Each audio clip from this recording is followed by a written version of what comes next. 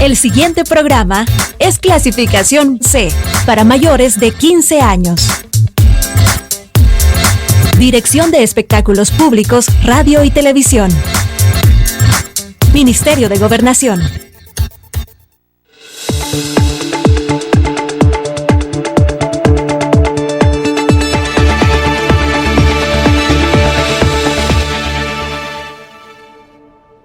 Bienvenidos a una nueva edición de Temas y Debates con Ricardo Sosa, que se transmite de lunes a viernes de 7 a 8 de la noche y su retransmisión de 1 a 2 de la tarde.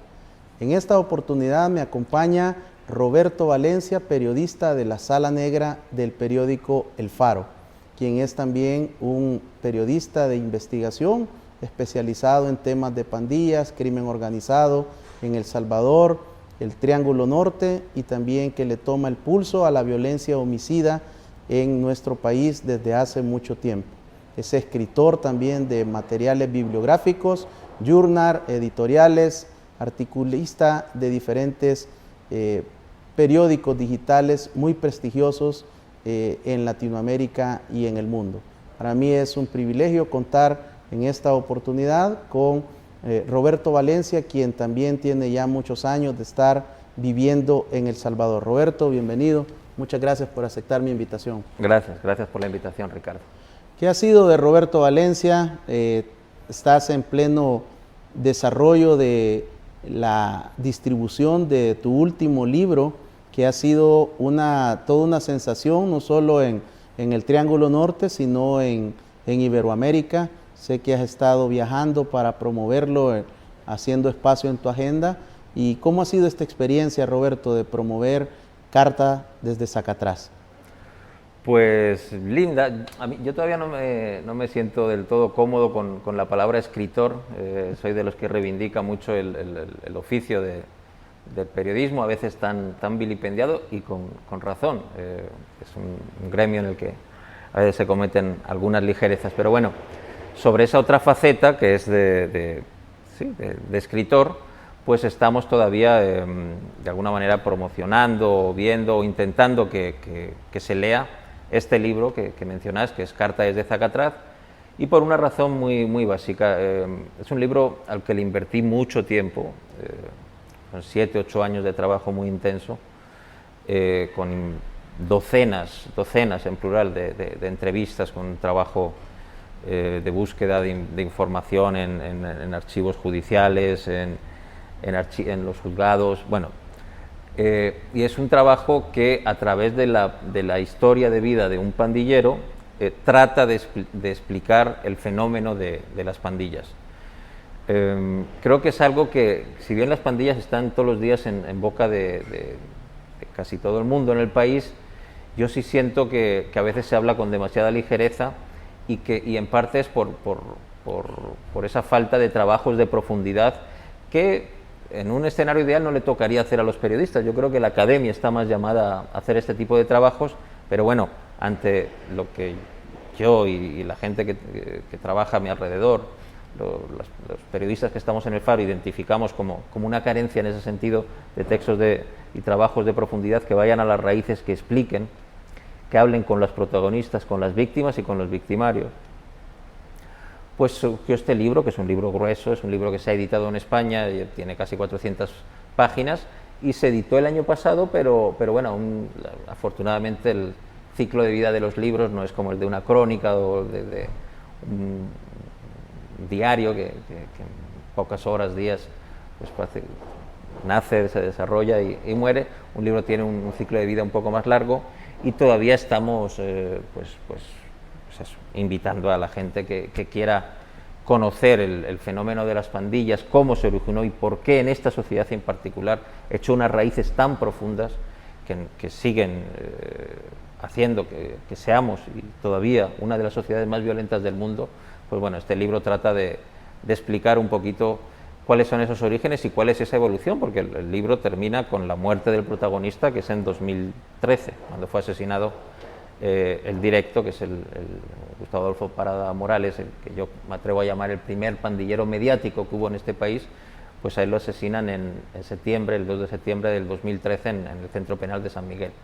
¿Por qué decides escoger al Directo y no a otro pandillero emblemático? No fue por lo mediático. ¿Qué fue lo que te decide sentar este libro en la vida del Directo? Sí, o sea, desafortunadamente hay cientos, me atrevería a decir, de criminales dentro de estas estructuras criminales, inequívocamente, no hay que ponerles otro nombre ni buscarle matiz alguno. Las pandillas son estructuras criminales, pero dentro de sus filas ha habido, me atrevo a decir, cientos de miembros con un perfil criminal similar o incluso más grave que el que tuvo el Directo. El Directo, para los que tengan más de 35, 40 años, para los que tenemos más de 35, 40 años, creo yo que no habrá que hacer mucha presentación. Quizás sí para los millennials, la gente más jovencita. A finales de los 90, en el 98, hubo un gran escándalo en San Miguel. El Directo era de San Miguel, operaba en la zona de la Panamericana, del Tesoro, y hubo un escándalo mayúscula por una serie de homicidios que se le atribuyeron. Se hablaba de que había cometido 17 homicidios con 17 años, hasta una canción se hizo en ese momento.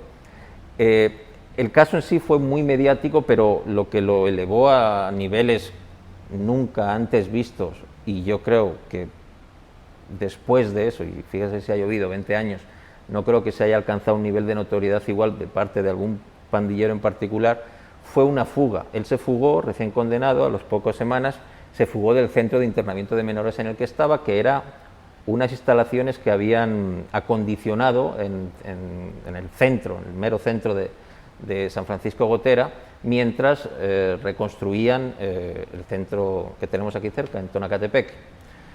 Él se fugó, y esa fuga fue, ahora se diría trending topic,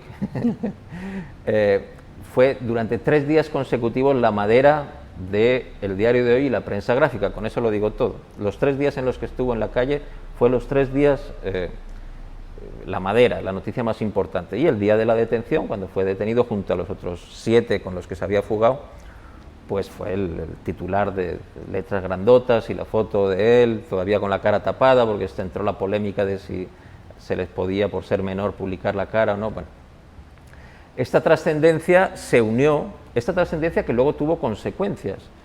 Todo esto se explica en el libro, y el Directo está detrás de que a día de hoy todavía este sea uno de los, me atrevo a decir, el único estado en el mundo que tiene cárceles completamente asignadas a pandillas. A día de hoy Chalatenango, el centro penal de Chalatenango, dicen que lo iban a cerrar, pero sigue abierto. El centro penal de Chalatenango es un centro exclusivo para miembros de la Mara Salvatrucha. Eso, que no se atrevió a hacer ningún otro estado, ni siquiera los de la región, ni siquiera Honduras, porque es con el que más similitudes podríamos tener, es una consecuencia de lo que generó, de la polémica social que generó el caso del Directo. Entonces, unido a esa trascendencia objetiva que había de este personaje, no era uno más, fue también el primero, se unieron una serie de factores en un plano más subjetivo, podríamos decir. Yo llegué al país, yo soy nacido en el País Vasco, pero llevo más de 18 años en El Salvador, me considero salvadoreño a todos los efectos. Y yo llegué en septiembre del 2001. Y de las primeras entrevistas que me tocó hacer, una vez entré yo a trabajar en el Diario de Hoy, en un suplemento que entonces se editaba para la zona oriental del país. Era un suplemento que iba dentro del Diario de Hoy, pero únicamente en los ejemplares que se enviaban para la zona oriental, del río Lempa para Oriente, ¿no? Yo fui el responsable de ese suplemento, el editor, y para ese suplemento yo tuve a bien investigar qué había sido de ese joven que tanto revuelo había causado. Yo llegué, ya digo, yo en el 98-99 no estaba aquí, pero en 2001 estaba vivo todavía el directo, estaba en boca de todos. Y como ya había ciertos indicios o ciertas voces por ahí de que de alguna manera se estaba rehabilitando y tal, yo me interesé en el caso y fue de las primeras personas a las que le pude hacer una entrevista en profundidad, estoy hablando de finales de 2001, a las poquitas semanas de empezar yo a ejercer el periodismo aquí en el país. Y fue, bueno, de ahí surgió un cierto interés. El personaje, la verdad es que me defraudó un poco en cuanto a personaje, porque resultó ser un joven muy introvertido, el que prácticamente no respondía todo con monosílabos. Pero bueno, ahí surgió un interés que mantuve durante los años. No supe desde un inicio que iba a publicar casi 20 años después un libro, pero bueno, se creó cierto interés en torno a este personaje, y ese interés terminó cuajando en este libro. ¿Qué puede y qué aprenderá un lector al comprar tu libro y leerlo, esas más de 400 páginas? ¿Cuáles son las lecciones aprendidas del libro? Ahí te voy a responder, pero más que mi opinión, que como autor pues no es la opinión más objetiva del mundo, ¿verdad? El hecho de que el libro lleve ya 1 año y medio circulando desde que salimos, desde que se empezó a vender en España, luego ha ido distribuyéndose en otros países.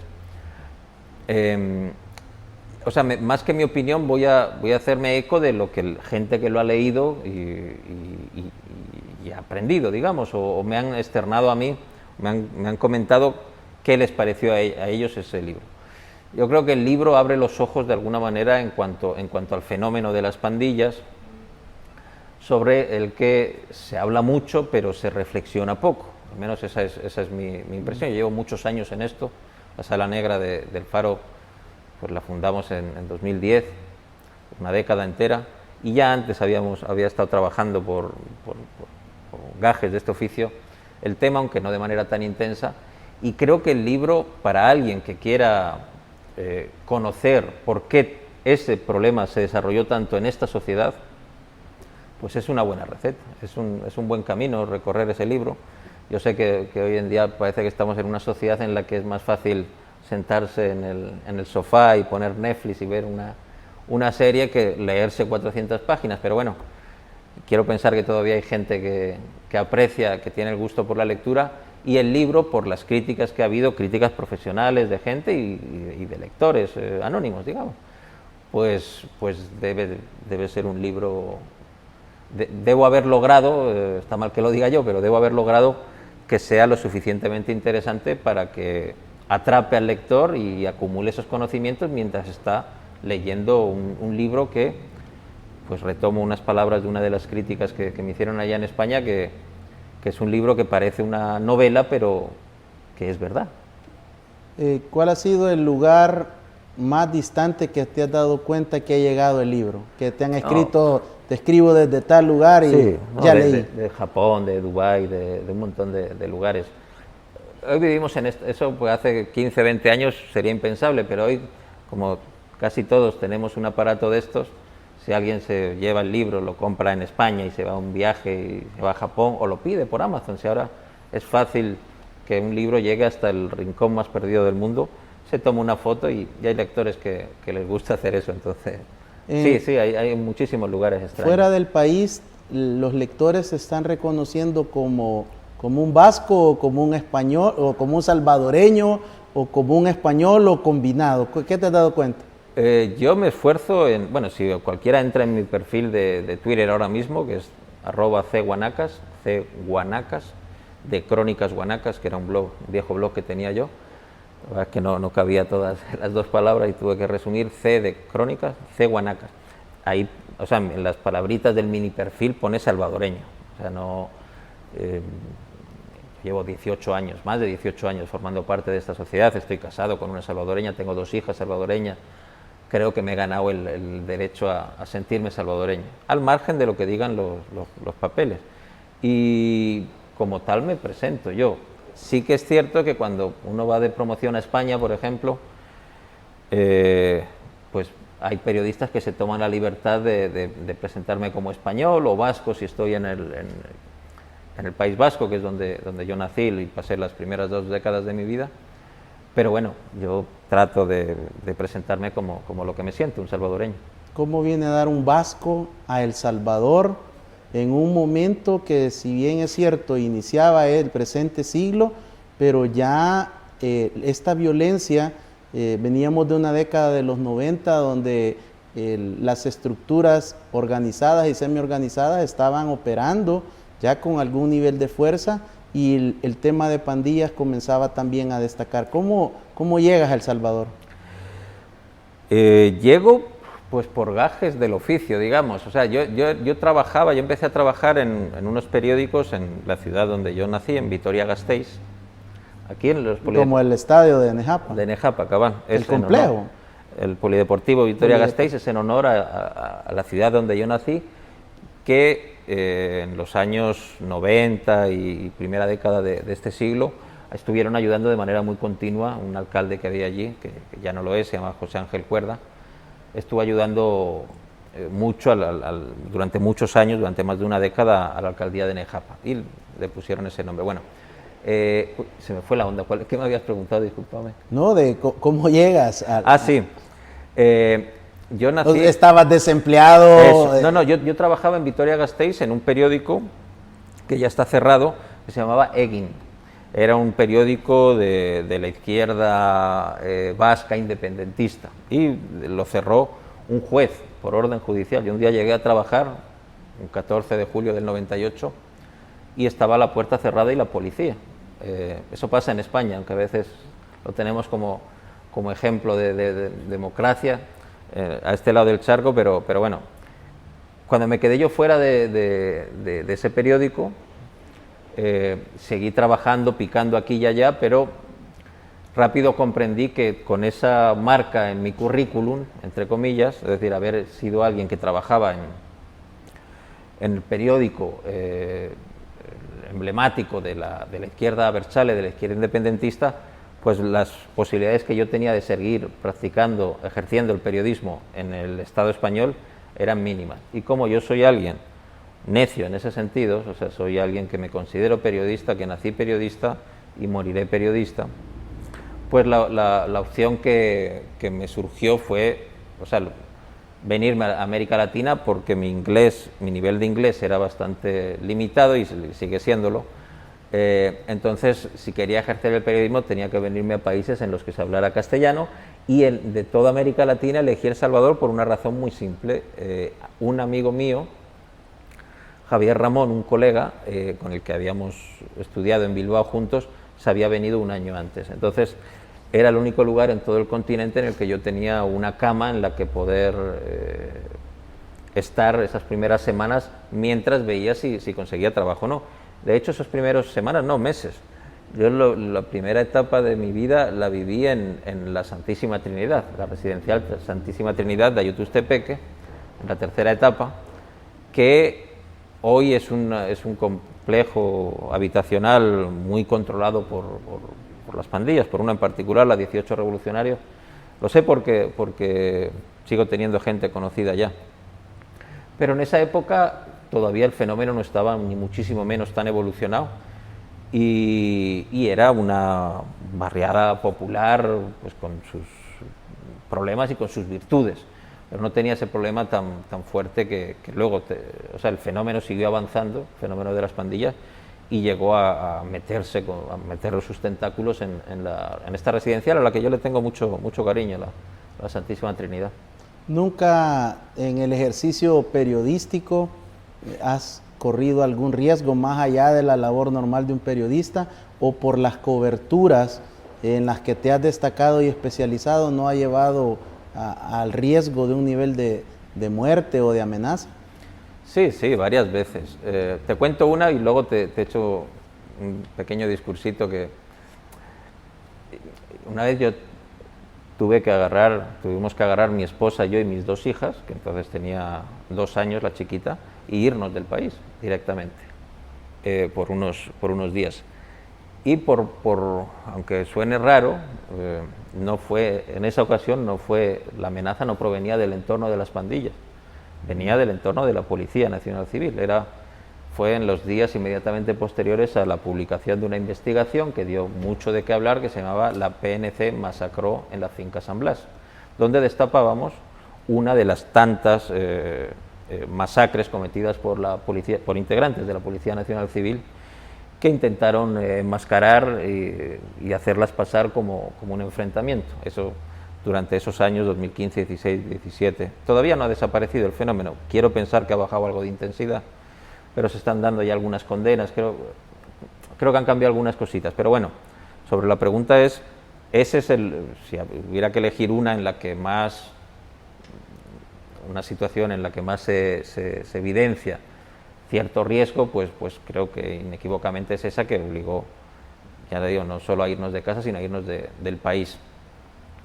Pero bueno, yo soy de los que cree que, más en una sociedad tan violenta como esta,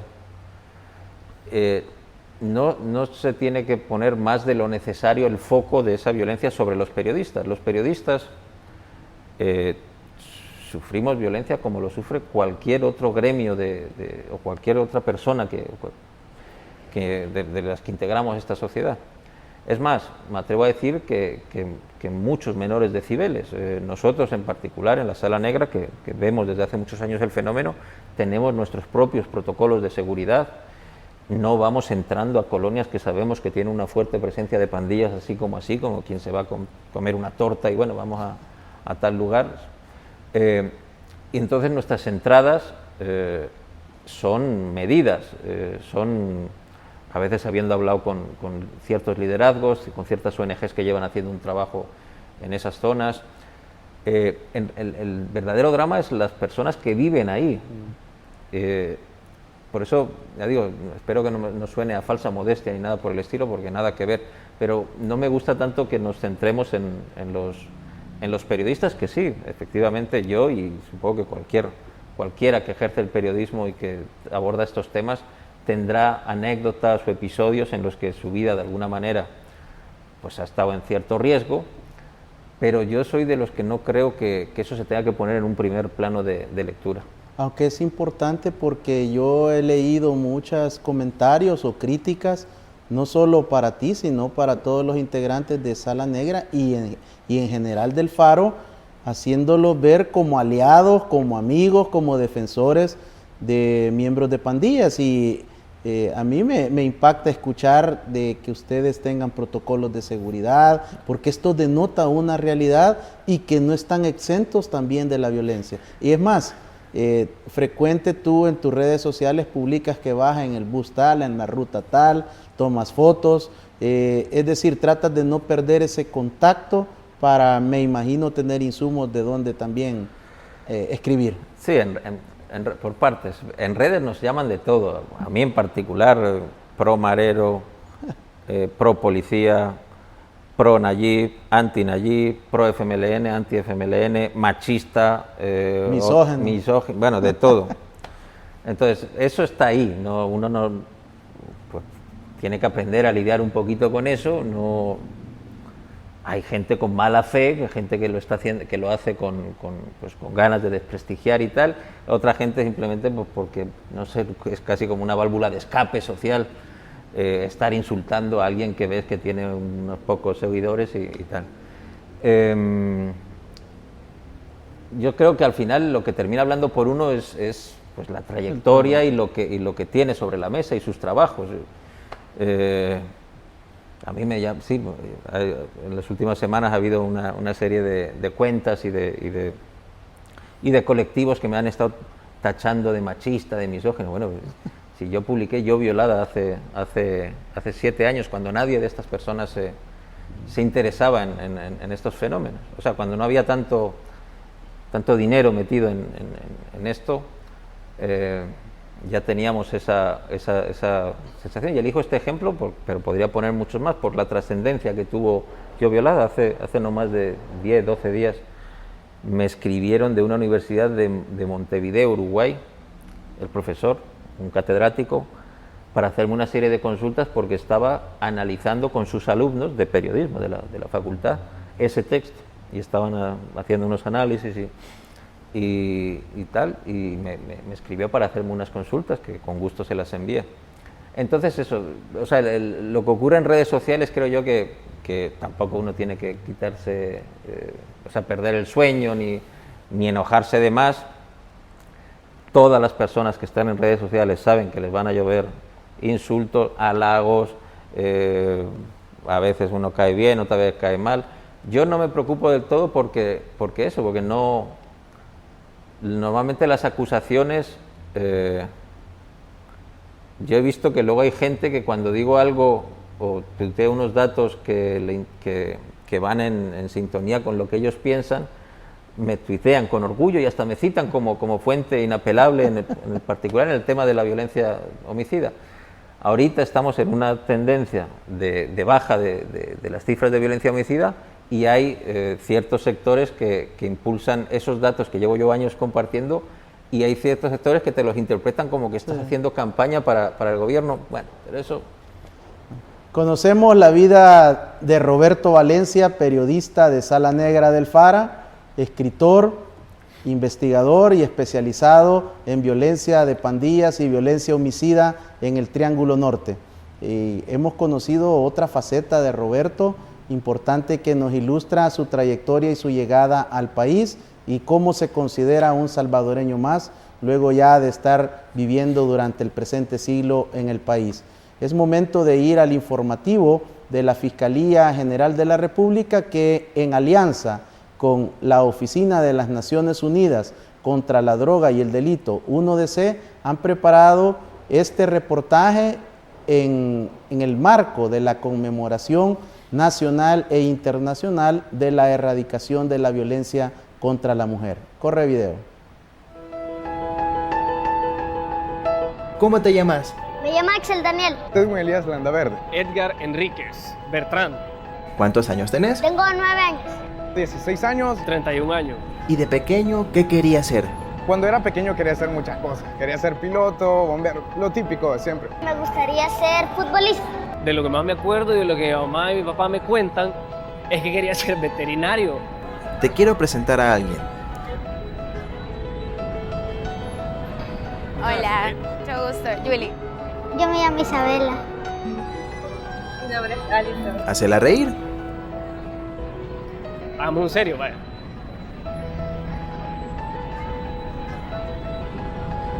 Es como se dice en inglés, un zapato.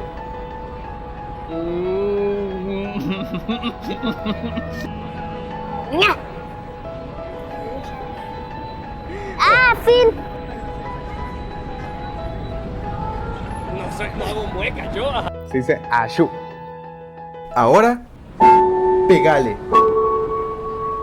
Pegale. Pegale.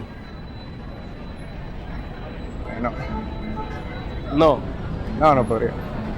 No. Eso es incorrecto. Eso es maltratar a las mujeres. Y yo estoy en contra de los niños que hacen eso. Porque desde que soy pequeño, mis padres me han dicho que eso no se hace. Porque no creo en hacerle daño a las personas, ni físico, ni emocional, ni mental. La violencia no te hace hombre. Que el miedo no te calle. La violencia contra la mujer no se debe permitir. Denuncie.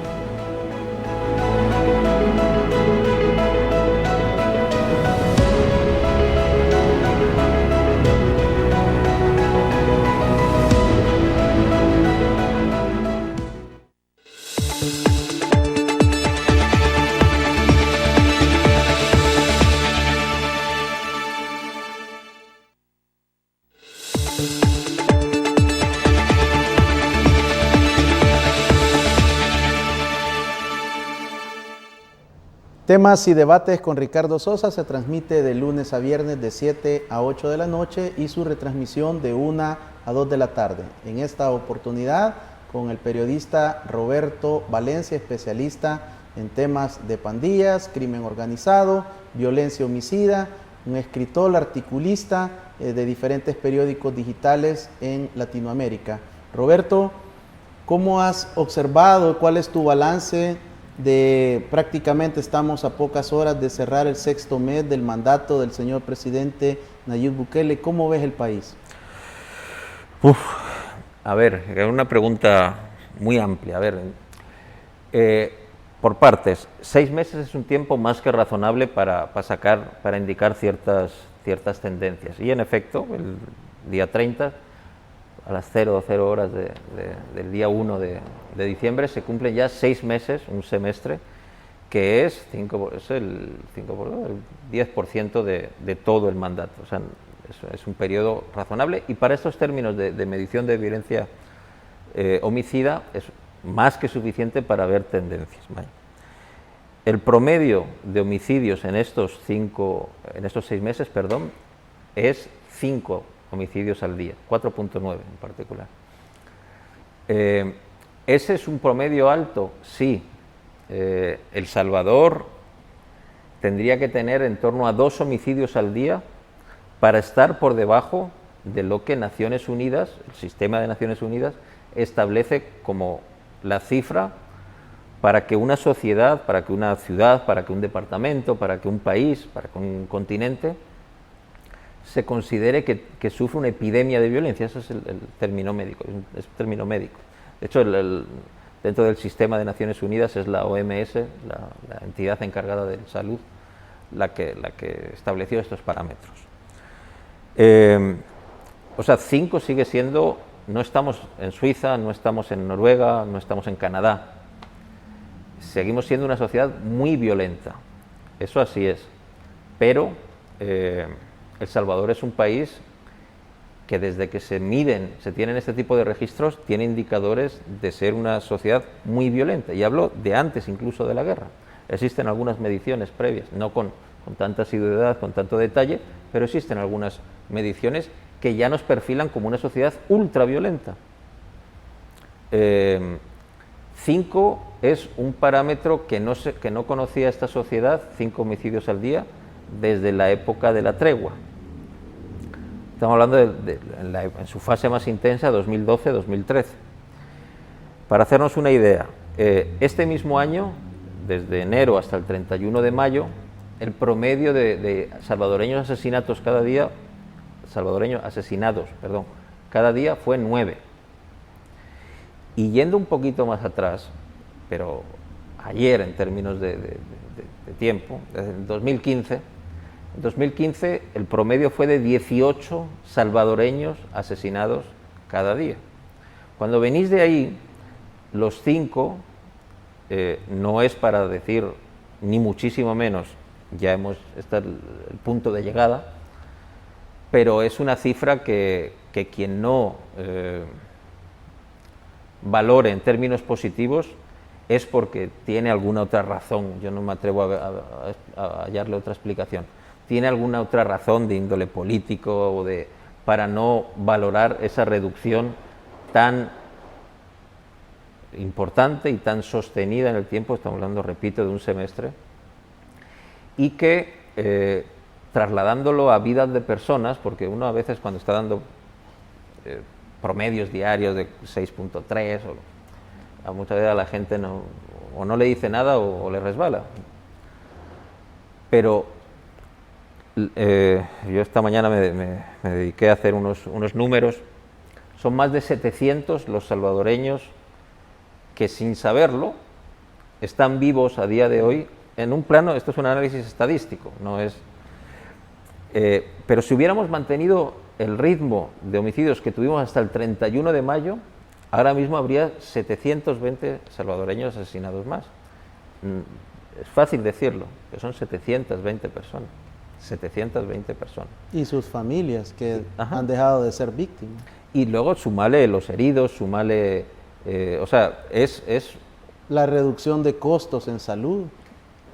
Los fiscales que ya pueden dedicarse, porque tienen menos carpetas sobre su mesa, se pueden dedicar más tiempo a averiguar los casos que ocurren, la policía igual. O sea, las ventajas son infinitas. Eso...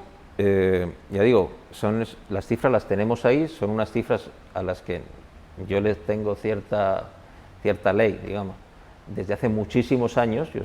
Es un tema que monitoreo desde hace muchísimos años, y está en congresos internacionales en los que se ha puesto hasta de ejemplo El Salvador en este tema en particular del conteo de los homicidios que ocurren, que es muy confiable, mucho más que en otras sociedades. A mí me sorprendió que uno presupone más desarrolladas, como son las del Cono Sur, Chile, Argentina, Uruguay, ellos tienen más problemas con esos conteos.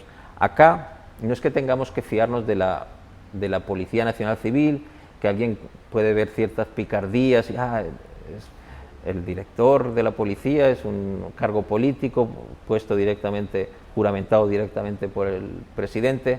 Hay que estar en alerta. Está bien estar en alerta siempre, pero en este caso esas cifras están siendo avaladas por dos instituciones que no tienen nada que ver con el órgano ejecutivo, como son el Instituto de Medicina Legal, que depende de la Corte Suprema de Justicia, y la Fiscalía General de la República. Y otro punto, antes de que me lo plantees, pero supongo que ya lo tenías en la agenda, el tema de los desaparecidos. Te lo digo, me adelanto porque yo cada vez que, lo suelo hacer cada 3, 4, 5 días, comparto las cifras de homicidios actualizadas hasta el día anterior y ven y se explicita que hay una reducción, que estamos en torno a 4 homicidios. Este mes en particular de noviembre va a cerrar, salvo que ocurra algo en estos 2 días que esperemos no ocurra, con 4 homicidios diarios. 4 y fichas, pero no pasa del 4.5 para que ya al redondeo se tire a 5. Inmediatamente que comparto estas cifras me cae una tanatada de comentarios diciendo ¿y los desaparecidos? Y los desaparecidos, vaya, los desaparecidos es un problema gravísimo que tiene esta sociedad. Dudo que haya pocas sociedades en el mundo entero que tengan un problema de desaparecidos tan fuerte y tan pronunciado en el tiempo, porque los desaparecidos muchas veces se asocian a fenómenos políticos, a explosiones políticas, al menos históricamente.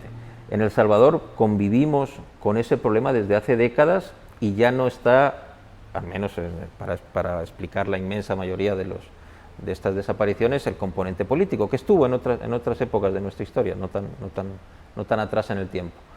El libro del que hablábamos en el primer segmento, Carta desde Zacatraz, está ambientado básicamente en finales de los 90, en torno al personaje del que hablábamos, el directo, y en ese libro ya se manejó, y cuando el caso estalló, hasta se le creó un nombre que era los pozos macabros, porque también tiraban a víctimas y las tiraban en pozos cerrados en estas zonas de San Miguel donde operaba la clica, la Pana de Locos. A ver, ¿a dónde quiero llegar?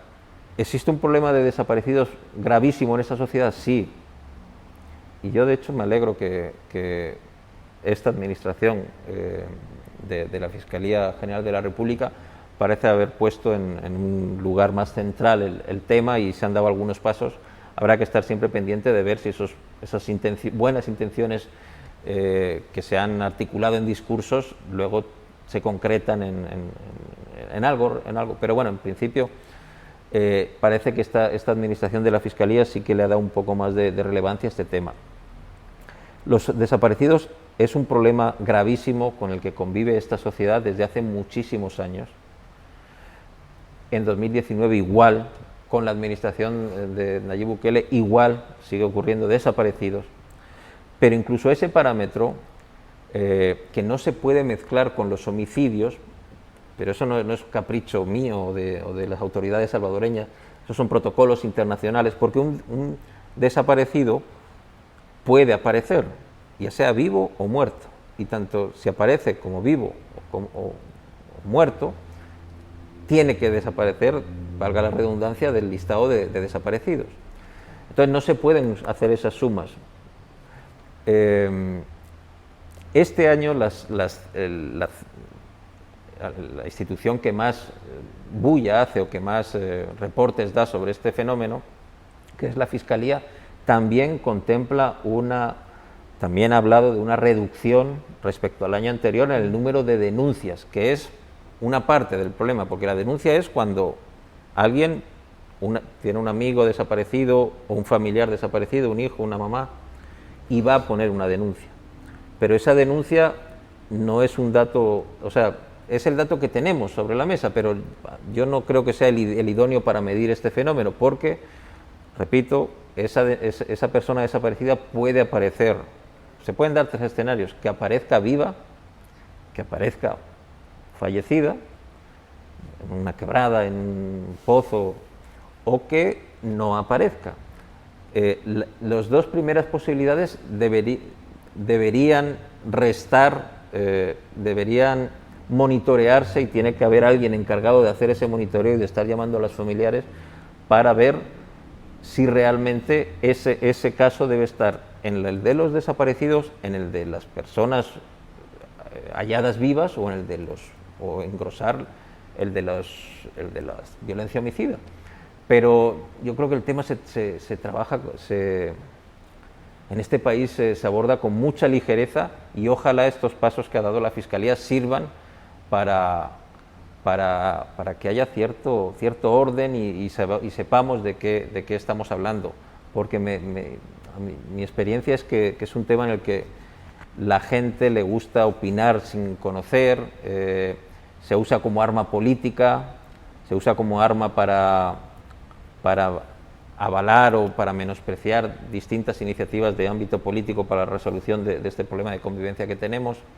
Entonces, ojalá este esfuerzo que inició la Fiscalía, pero al que se sumó la Policía Nacional Civil, anunciaron una mesa conjunta que iba a estar monitoreando los casos, ojalá cuaje en algo que empiece a aclarar un tema que es muy sensible para esta sociedad, que es muy importante de tener lo mejor monitoreado posible, y ojalá las cifras y toda la información que se genere esté en red y esté disponible para que cualquier ciudadano pueda consultarlo, que es una de las cuestiones que no sé por qué en este país da cierto pudor, al gobierno también le pasa. O sea, a día de hoy tenemos que nuestros vecinos, no hay que compararnos con sociedades supuestamente más avanzadas, europeas, Guatemala y Honduras tienen en red las cifras de violencia homicida actualizadas casi a diario, mientras que en El Salvador lo más parecido que tenemos es un reporte que está en la página de la Policía Nacional Civil,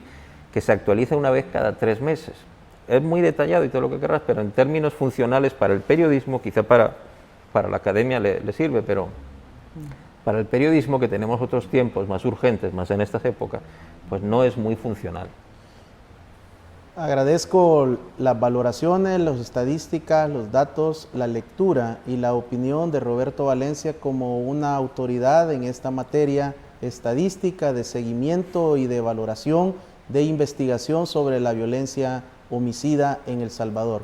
De igual manera, en el marco de la conmemoración nacional e internacional de la erradicación de la violencia contra la mujer, presentamos el informativo de la Fiscalía General de la República, un caso emblemático que marcó a nuestra Policía Nacional Civil a través del feminicidio de la agente Carla Ayala. En este momento se encuentra en etapa judicializada, su etapa final, y la Fiscalía General de la República tiene los elementos por medio de las investigaciones del equipo de investigadores especializados de la Policía Nacional Civil para lograr una condena por feminicidio agravado. Veamos el informativo de la Fiscalía General de la República.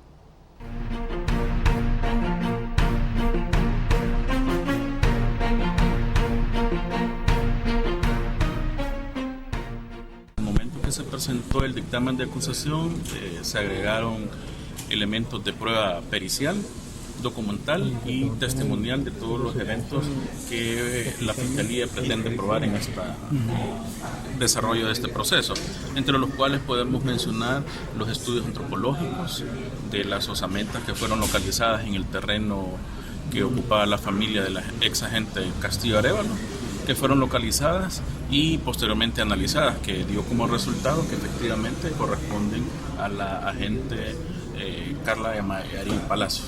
Sí, nosotros contamos con elementos suficientes para acreditar tanto la existencia de los ilícitos penales que se han acusado como la participación de todos los imputados. Básicamente contamos con prueba testimonial que nos han acreditado que esta persona iba a bordo del vehículo policial donde ocurrieron los hechos, así como también se cuenta con prueba pericial.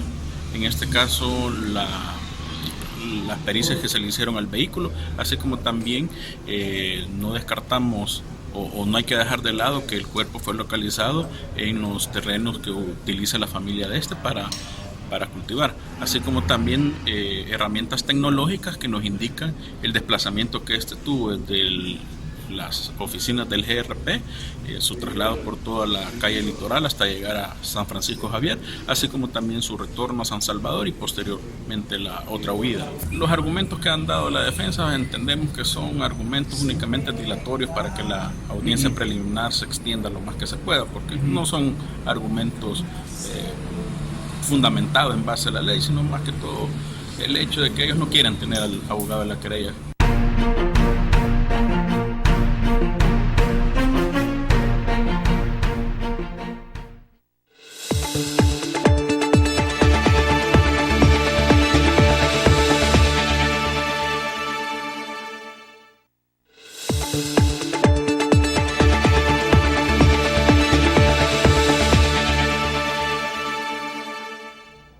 Continuamos conociendo la vida y la trayectoria y el análisis de Roberto Valencia, periodista de Sala Negra del periódico El Faro. Roberto, en el segundo bloque compartías tú las estadísticas oficiales. Tú lo que haces es trasladar, establecer algunas fórmulas, algunas estadísticas de acuerdo a la dato oficial de la Policía Nacional Civil. De hecho, tú siempre pones la copia a la institución de la corporación policial. Desde el punto de vista del periodismo investigativo, ¿a qué atribuyes tú esta reducción drástica de homicidios?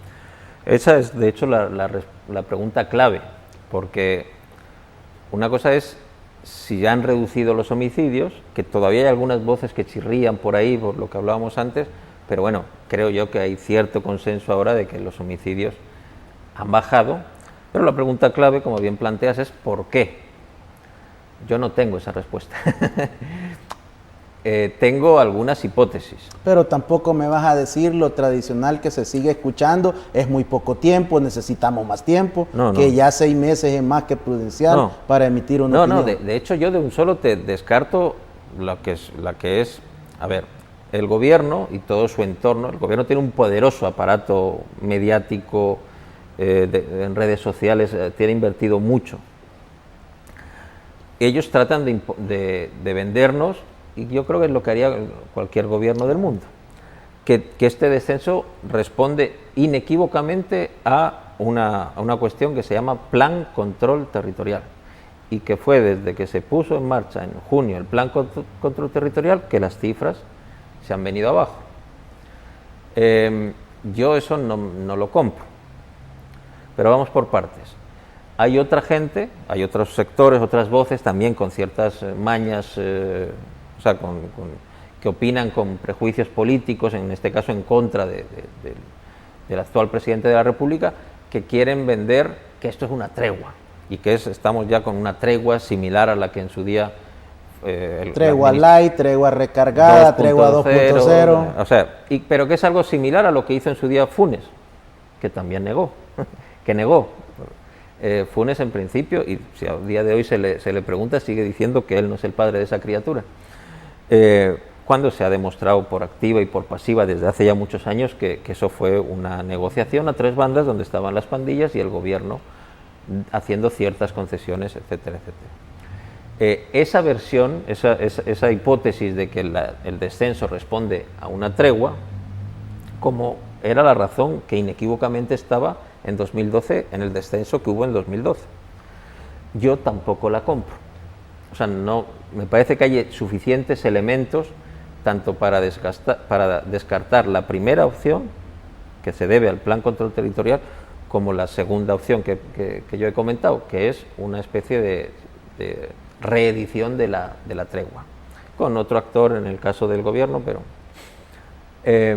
yo, y repito, en el plano de las hipótesis, no de las certezas demostradas, igual que el Faro demostró con una serie de videos que todavía siguen dando vueltas, que había ciertos actores políticos en esa ocasión de Arena y del FMLN que se habían reunido con las cúpulas de las pandillas en esos años 2013-2014.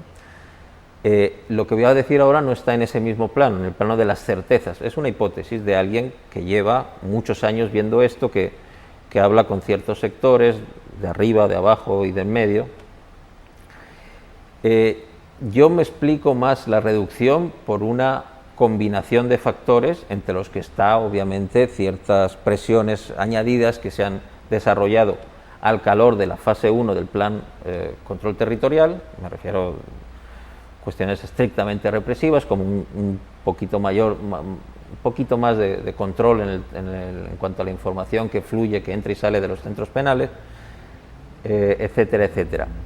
Eso es un factor, no digo yo que eso no tenga ninguna incidencia, pero creo yo que el principal factor es, que explicaría este descenso, una decisión consciente tomada por ese actor político, en el sentido amplio de la palabra político, no político partidario, que son las pandillas. Las pandillas, una de las herencias de la primera tregua, de la tregua de 2012-15, fue que se empoderaron como actor político, como un actor que saben que tienen cierta incidencia, generalmente a través del uso del homicidio, lamentablemente. Pero negar que son un actor político con incidencia social, creo yo que es negar que el sol sale sale todos los días y se pone por la noche, ¿no? Creo yo que las cabezas que llevan, en especial la Mara Salvatrucha, que es la más extensa y la más, me atrevo a decir, la más organizada de las tres grandes pandillas, vieron en el cambio de administración una posibilidad de cambiar ciertas maneras de proceder y de actuar, y de, por iniciativa propia, creo que ese es el matiz más importante, decidir dar órdenes de que sus bases se calmaran, que se redujera a la mínima expresión la guerra entre estos mismos grupos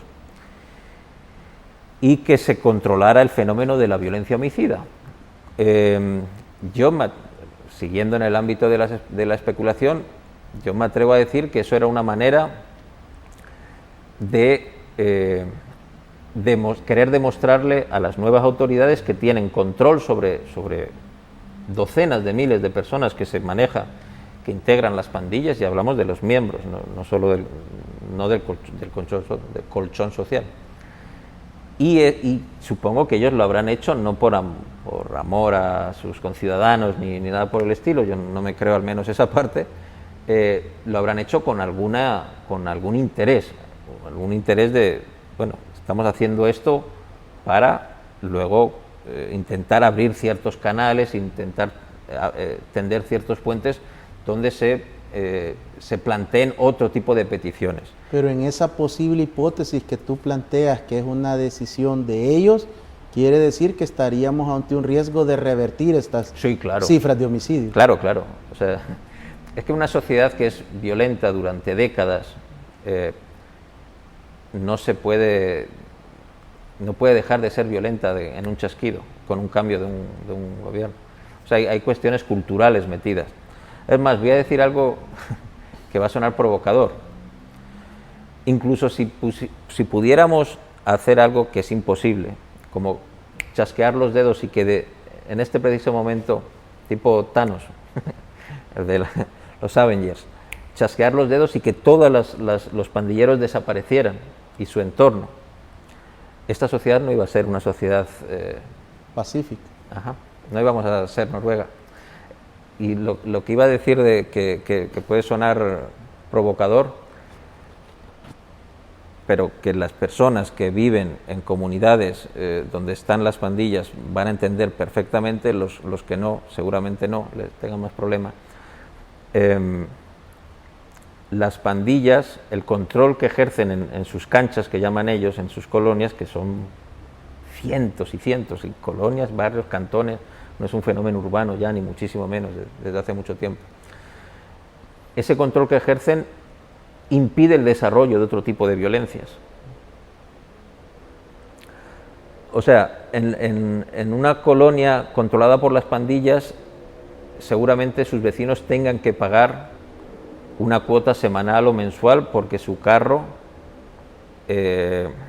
esté parqueado en esa colonia, algo que es ilegal inequívocamente y que no debería estar ocurriendo. Igual tampoco en la puerta de un restaurante en la zona rosa. Y ocurre, pero parece como que nos escandaliza menos, ¿no? Si esa pandilla desapareciera y ese vecino dejara de pagar esa cantidad, te garantizo que las posibilidades de que ese carro pasara ahí parqueado sin que le ocurriera nada, sin que se lo robaran, sin que se lo abrieran, serían mucho más bajas. Roberto, quiero agradecerte el aceptar mi invitación. El tiempo ha finalizado. Te prometo que vamos a continuar esta charla porque hay que seguir analizando y brindando información de calidad y con técnica periodística de investigación para poder ilustrar a nuestros amigos y amigas televidentes. ¿Dónde pueden comprar Cartas Zacatraz? Sí, bueno, Cartas desde Zacatraz estará disponible, si lo quieren como regalo navideño, como sugerencia, pues a alguien que sepan que le interese el tema. Ahora mismo está disponible en todas las sucursales de la librería La Ceiba, en las 3 sucursales, porque han abierto una nueva de la Internacional, han abierto una nueva en Galerías, están en las oficinas del Faro, obviamente, y tengo entendido también que tiene algunos ejemplares la UCA, tanto en su campus como en Soho, en este complejo que han abierto nuevo junto al centro comercial Las Cascadas.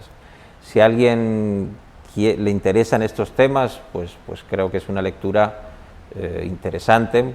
Ya sé que no soy yo la persona indicada, el más objetivo para decirlo, pero bueno, la invitación queda ahí. ¿Hay versión digital también para descargar? Sí, lo que es que yo no sé si será por la edad, soy de los que rarísima vez leo un libro en versión digital. ¿Prefieres el papel? Indiscutiblemente. Bueno, muchas gracias, Roberto, por tus conocimientos, gracias, por Ricardo, aceptar la invitación, y adelante con más libros, con más escritura para poder orientar a esta sociedad y a Latinoamérica en el fenómeno de la violencia homicida, la violencia feminicida y, por qué no decirlo, todas las consecuencias antropológicas, socioculturales que están detrás de la violencia en nuestra sociedad.